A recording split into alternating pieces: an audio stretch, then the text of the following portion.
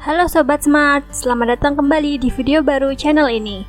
Apakah akhir-akhir ini kamu banyak menghabiskan waktu di tempat tidur, berbaring saja dan sering tidak melakukan apa-apa? Apakah akhir-akhir ini kamu mudah lelah dan tidak mood untuk melakukan apa-apa? Apakah kamu pikir ini hanya rasa malas ngapa-ngapain seperti biasa, tidak ada sesuatu yang berbeda? Sebenarnya, malas dan burnout alias kelelahan itu bisa sering tumpang tindih loh sahabat. Hal ini bisa menyebabkan kita sulit untuk membedakan keduanya. Burnout adalah bentuk kelelahan yang disebabkan oleh perasaan kewalahan yang terus-menerus. Ini adalah hasil dari stres emosional, fisik, dan mental yang berlebihan dan berkepanjangan. Dalam banyak kasus, burnout terkait dengan pekerjaan seseorang. Burnout terjadi ketika kamu kewalahan, terkuras secara emosional, dan tidak mampu untuk memenuhi tuntutan hidup yang tak ada hentinya. Pada tahun 2010, sebuah survei di Amerika Serikat melaporkan bahwa 75% orang dewasa di Amerika Serikat pernah mengalami gejala burnout dan lebih dari 40% kasus burnout-nya menjadi lebih parah. Jadi, alangkah pentingnya bagi kita untuk mengetahui apa saja gejala dari burnout itu sendiri. Berikut adalah 8 tanda di mana yang kamu alami sekarang bisa jadi adalah burnout, bukan rasa malas biasa. Apa saja tanda kamu mungkin mengalami burnout? Nomor 1. Kamu susah berkonsentrasi. Orang malas dapat mengalami kesulitan berkonsentrasi. Orang yang burnout sebelumnya dapat berkonsentrasi dengan baik.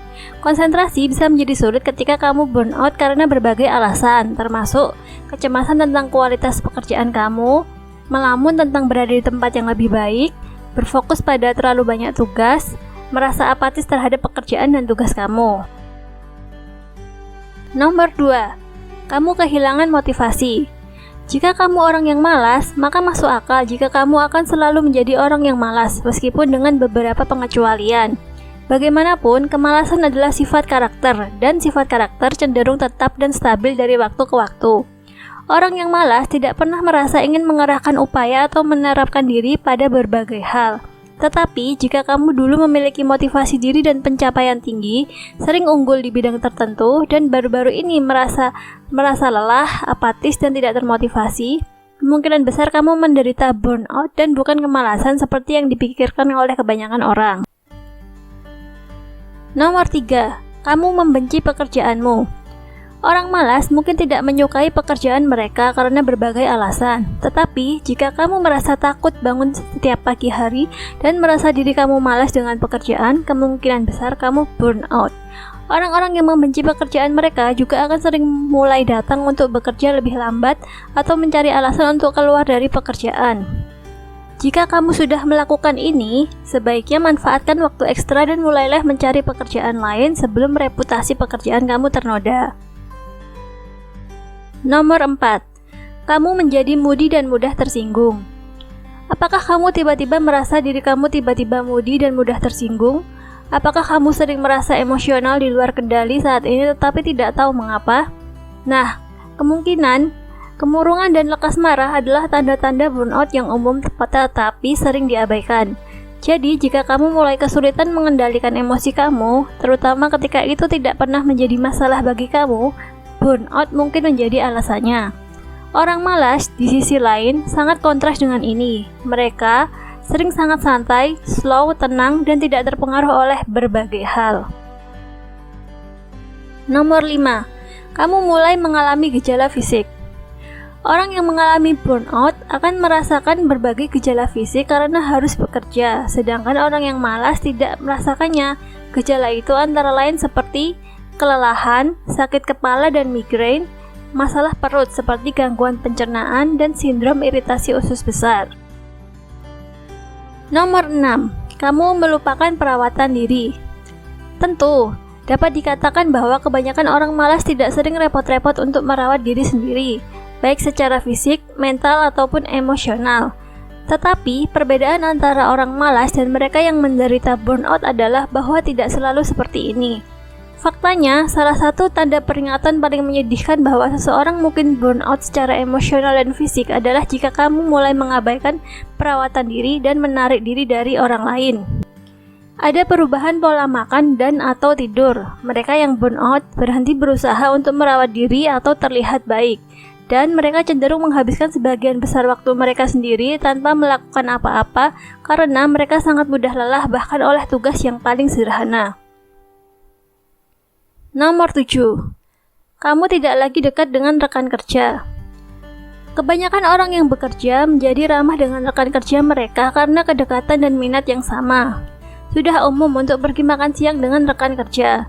Namun, jika kamu burn out, hubungan kamu dengan rekan kerja bisa mulai memburuk. Kamu akan menemukan bahwa kamu tidak bersosialisasi dengan rekan kerja sesering sebelumnya. Alasan utama untuk ini adalah karena rekan kerja mengingatkan kamu tentang apa yang membuat kamu burn out. Rekan kerja juga dapat menyebabkan kamu merasa bertanggung jawab atas kesalahan mereka atau mencoba menambah beban kerja kamu. Rekan kerja dan atasan juga dapat menyebabkan stres bagi orang-orang dengan perilaku mikroagresif, diskriminasi di tempat kerja, gosip dan drama, serta perbedaan gaji dan waktu liburan. Hubungan pribadi juga bisa menjadi ternoda karena burnout. Orang yang kamu cintai dan teman mungkin mulai takut berbicara dengan kamu karena kamu mungkin lebih sering mengeluh tentang pekerjaan kamu jika kamu burnout. Nomor 8. Kamu merasa terputus dengan sekitar. Jika kamu menderita burnout, salah satu hal yang mungkin kamu alami tetapi tidak begitu kamu sadari atau pahami adalah perasaan merasa terputus dengan dunia di sekitar kamu. Hal ini disebut dengan depersonalisasi. Depersonalisasi adalah perasaan semacam mati rasa dan kekosongan emosional yang aneh. Merasa seolah-olah kamu mengawasi kehidupanmu dari luar diri kamu sendiri, atau melalui aktivitas setiap hari seolah-olah dengan autopilot. Kamu tidak merasa seperti diri sendiri lagi, kamu tidak merasa terikat oleh apapun, dan kamu terus-menerus berjuang dengan perasaan tidak berdaya dan ketidakmampuan yang luar biasa untuk mengambil kembali kendali atas hidup kamu. Semakin dini kamu melihat tanda-tanda burnout, semakin mudah bagi kamu untuk mendapat bantuan dan pulih darinya. Itulah mengapa sangat penting untuk meningkatkan kesadaran tentang burnout daripada hanya mengabaikannya sebagai kemalasan seperti yang cenderung dilakukan oleh kebanyakan orang. Malas bisa diperbaiki selama kamu menemukan motivasi dan penghargaan untuk menyelesaikan pekerjaan. Burnout adalah sesuatu yang jauh lebih parah yang membutuhkan refleksi dan perubahan gaya hidup. Jadi, jika kamu atau orang yang kita kenal mungkin menderita burnout mental atau emosional, jangan ragu untuk menghubungi profesional kesehatan mental sesegera mungkin ya. Silahkan like dan share video ini jika bermanfaat bagi kamu dan menurut kamu dapat membantu orang lain. Jangan lupa untuk menekan tombol berlangganan dan ikon lonceng notifikasi untuk video lainnya di channel ini. Terima kasih telah menonton. See you next time.